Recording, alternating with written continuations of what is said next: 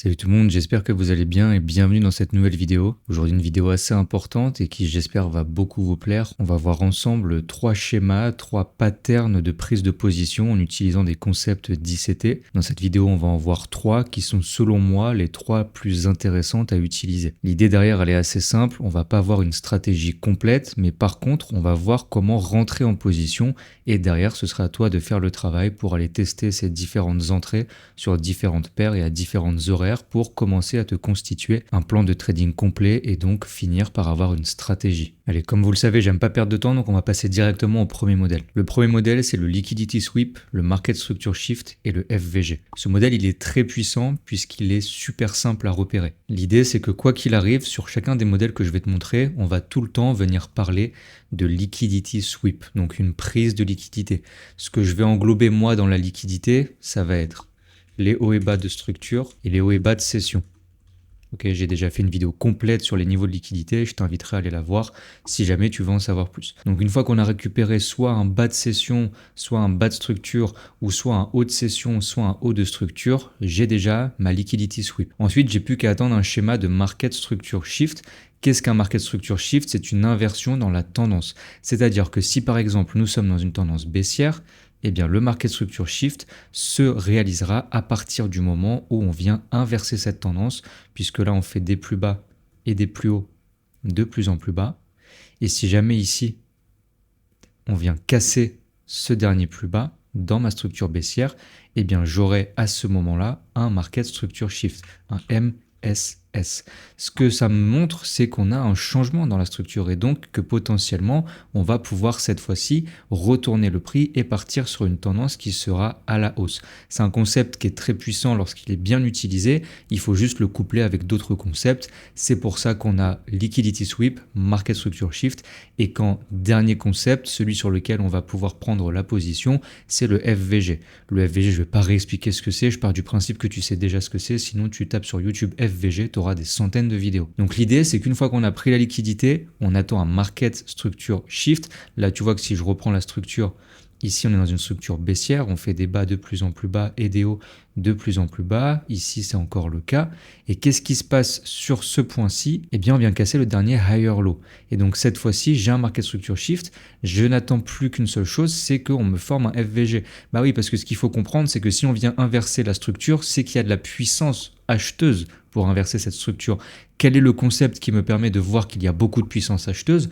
Le FVG, le displacement, il y en a plusieurs, mais dans cet exemple, on va prendre le FVG qui est selon moi le meilleur concept. Donc une fois que tu as ton FVG, tu es assuré qu'il y a bien eu un beau volume acheteur qui a été injecté, tu te places sur cet FVG, stop loss juste en dessous de ton FVG et on va viser à chaque fois un risk reward de 1 pour 2. Allez, maintenant on va passer de la théorie à la pratique. Comme à chaque fois, tu sais que j'ai l'habitude, on va d'abord voir un schéma qui t'explique et ensuite on va voir un exemple concret. Donc là, je suis sur l'euro USD, on est vendredi 6 mars, je suis sur du 15 minutes et on va venir prendre les niveaux de liquidité. Donc là, celui que je vois, c'est ce plus bas. Ok, le prix est venu récupérer ce niveau de liquidité, je vais pouvoir descendre en unité de temps et je vais par exemple passer sur du 1 minute. Une fois que ma liquidité a été récupérée, pour rappel, nous, ce qu'on va attendre, c'est un market structure shift. Donc, je vais juste laisser le prix avancer et on va essayer de repérer déjà les différents niveaux de structure. Ok, je vois que là, on a fait un plus bas, un plus haut. On est potentiellement en train de faire un plus bas. Ok, ici, on a fait un plus haut. Donc, je suis la structure en direct. Pour le moment, on est clairement dans une tendance baissière. Et donc, si je veux un market structure shift, il faut qu'on vienne inverser ce niveau. Ok, on refait encore un niveau plus bas, donc on est vraiment dans une belle structure baissière. Mon point haut restera ici, je ne vais pas prendre cette petite mèche, pour moi c'est pas du tout une structure. Ah, et là, chose très intéressante, on vient de faire un market structure shift. Après la prise de liquidité, on a une tendance qui est en train de s'inverser, on vient de casser d'ailleurs 2 niveaux. C'est encore plus intéressant. On a un énorme volume acheteur. Maintenant, l'idée, c'est de savoir sur quel FVG je vais me placer. Je vois déjà qu'il y a 2 FVG, lequel je vais prioriser. Moi, ce que j'aime bien faire quand c'est comme ça, c'est une petite astuce que je te donne 100% gratuitement, c'est d'aller en 3 minutes Et ici, tu vois, il ne reste plus qu'un seul FVG et c'est clairement sur celui-là que je vais me placer. Les FVG 3 minutes et 5 minutes auront forcément plus d'impact que des FVG 1 minute. Donc là, tout mon schéma est prêt. Je peux mettre mon ordre d'achat, stop loss juste en dessous. Et comme je l'ai dit, on va viser un risk-reward fixe de 1 pour 2.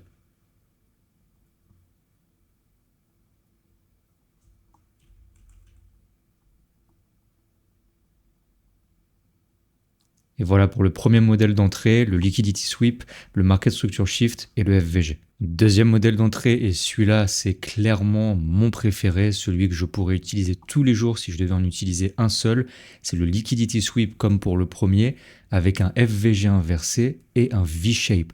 Ce que ça montre, ce schéma, c'est ce que j'ai appelé plusieurs fois sur cette chaîne, le Buy to Sell ou le Sell to Buy, qui sont deux concepts hyper puissant d'ICT. L'idée, elle est très simple, on vient récupérer la liquidité et on te montre un V-shape. Ce que c'est un V-shape, ça montre qu'on part violemment à la baisse pour repartir à la hausse juste après, ou alors on part violemment à la hausse pour repartir à la baisse juste après. Donc soit un V-shape, soit une sorte de A-shape, on va dire, mais l'idée c'est d'avoir un V inversé ou un V pour un achat et un V inversé pour une vente. Ce que ça montre, c'est hyper puissant, c'est que les institutions ont injecté beaucoup de liquidités à la baisse pour en fait créer un mouvement derrière à la hausse, pour inciter les traders à se placer, récupérer leur liquidité et faire le vrai mouvement derrière. Après une prise de liquidité, c'est vraiment super puissant. Allez, une nouvelle fois, on va passer de la théorie à la pratique sur ce deuxième modèle. Je suis sur le GBP USD, on est mardi 3 mars, toujours en 15 minutes. Et ce que je remarque, c'est qu'on vient de prendre un très beau niveau de liquidité juste ici. Je vais pouvoir passer du coup en lower time frame. Moi, ce que j'aime bien faire pour les FVG inversés, et encore une fois, c'est une astuce que je te donne, c'est prendre ceux qui sont en 3 minutes ou en 5 minutes. C'est vraiment, selon moi, ceux qui ont les plus hautes probabilités de faire réagir le prix. Donc là, on va aller sur du 5 minutes. Et ce que je remarque, c'est que j'ai un FVG vendeur juste ici, et qui pourra donc me servir potentiellement de FVG inversé si jamais eh bien, on vient clôturer au-dessus de cette FVG inversé. Attention, il faudra que j'ai un V-shape, je le rappelle, je ne peux pas avoir une prise de liquidité, un prix qui range, qui fait sa vie et qui d'un coup part comme ça. Là, je n'ai pas de V-shape. Moi, ce que je dois voir, c'est un prix qui prend la liquidité et qui réagit directement après. Et là, c'est exactement ce qui est en train de se passer. On a un parfait V-shape juste ici, on prend la liquidité, on repart directement à la hausse, on clôture au-dessus de mon FVG vendeur, donc ça devient un FVG inversé. Et j'ai tous mes éléments, je peux me placer directement sur la bougie, mettre un stop loss juste en dessous de cette bougie, et une nouvelle fois viser un risk-reward de 1 pour 2.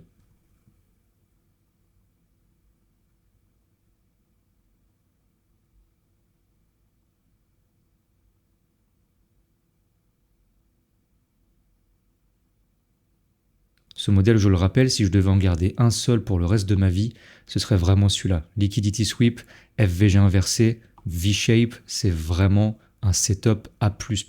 Les troisième et dernier modèle, mais croyez-moi, c'est loin d'être celui qui marche le moins, c'est la Liquidity Sweep, la SMT Divergence et le FVG inversé. Là, on combine tout ce qui se fait de mieux pour prendre un retournement.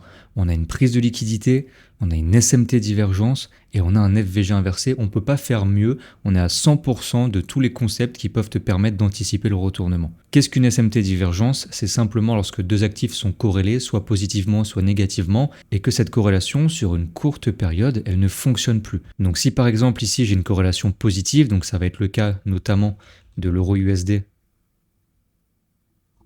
et du GBP USD, eh bien ça me montre que si l'euro USD fait une tendance haussière, GBP USD fera aussi une tendance haussière. À quel moment interviendra la SMT divergence? À partir du moment où cette structure ne sera plus respectée. Imaginons que l'euro USD fait un nouveau plus haut, alors que GBP USD, lui, ne fait pas de nouveau plus haut. Où est la SMT divergence? Juste ici. On a un GBP qui fait un plus bas, un euro USD qui fait un plus haut. Sur cette courte période, ils n'ont pas été corrélés positivement et j'ai donc la présence d'une SMT divergence. Inversement, avec une corrélation négative, comme l'euro USD avec le DXY qui est le dollar américain, eh bien, si l'euro USD fait un nouveau plus haut dans sa structure, le dollar américain, par nécessité, puisque c'est une corrélation négative, devra faire un nouveau plus bas. Et c'est ce qu'on voit ici. On fait un plus haut, on fait un plus bas, on fait un plus haut, on fait un plus bas, on fait un plus haut, on fait un plus bas, on fait un plus haut. Est-ce que le DXY fait un plus bas? Non, il fait aussi un plus haut. C'est pas normal. Donc là, où est-ce qu'est ma SMT divergence? Sur ces deux niveaux de structure. Et donc ensuite, une fois qu'on a liquidité récupérée plus la présence d'une SMT divergence, on n'a plus qu'à attendre le FVG inversé qui est encore une fois selon moi le meilleur concept possible pour prendre un retournement. On se place directement ici et encore une fois, on va toujours viser la même chose, à savoir un risk-reward de 1 pour 2. Allez, une nouvelle fois, passons à un exemple concret. Donc, j'ai à ma gauche le graphique du GBP-USD et à ma droite le graphique de l'euro-USD, qui sont donc deux actifs corrélés positivement. Donc, s'il y en a un qui fait un plus haut dans sa structure, eh bien l'autre devra suivre et également faire un plus haut dans sa structure. Ici, lequel des deux va m'intéresser? Eh bien, c'est simple, je me rappelle de ma première étape qui est la prise de liquidité. Est-ce que EURUSD a pris une liquidité? Non. Est-ce que GBP-USD a pris une liquidité? Oui, il est venu prendre le haut de sa session asiatique juste ici. Donc la paire sur laquelle je vais me placer, quoi qu'il arrive, sera le GBP-USD. Je pourrai ensuite passer en 5 minutes et tenter de repérer une SMT divergence. Est-ce qu'il y a une SMT divergence au moment où je vous parle? Complètement, et elle est franchement très facile à voir, et j'espère que vous la voyez tous. J'ai un GBP-USD ici qui est en train de faire un plus haut dans sa structure, et j'ai un euro-USD qui est clairement en train de faire un plus bas. Donc là, la corrélation positive, elle n'est plus du tout respectée. Et donc, je vais pouvoir utiliser cette faille qu'il y a dans la corrélation, qui est quelque chose qui n'arrive pas si souvent que ça, et en profiter pour anticiper un retournement. Je vais donc pouvoir mettre euro-USD de côté, puisqu'elle ne m'intéressera plus, et regarder simplement GBP-USD. Quelle est la troisième chose qui va m'intéresser dans mon modèle? Le FVG inversé. Est-ce qu'ici j'ai un FVG inversé? Pour le moment non. Par contre j'ai ce gros FVG acheteur qui pourra me servir de FVG inversé si jamais la prochaine bougie ou les prochaines bougies viennent clôturer en dessous. Et qu'est-ce qui se passe juste ici? On vient clairement clôturer en dessous. Je prends la vente directement à la clôture, stop loss juste au-dessus de la bougie, comme pour le modèle numéro 2. Et encore une fois, je ne me prends pas la tête, je vais viser un risk-reward fixe de 1 pour 2. Merci d'avoir regardé la vidéo jusqu'au bout, j'espère sincèrement qu'elle t'aura permis d'en savoir plus sur les différents modèles d'entrée que tu peux utiliser avec les concepts d'ICT. Pour rappel, je partage tout ça de manière 100% gratuite, c'est des informations que tu pourras retrouver dans des formations qui coûtent des milliers d'euros. Alors la seule chose que je te demande, c'est de laisser un like et un commentaire pour m'aider au niveau de l'algorithme de YouTube. Et n'hésite pas également à rejoindre mon canal Telegram si jamais tu veux suivre mon quotidien et les différents trades que je vais prendre chaque jour. Tu le retrouveras dans le premier lien dans la description.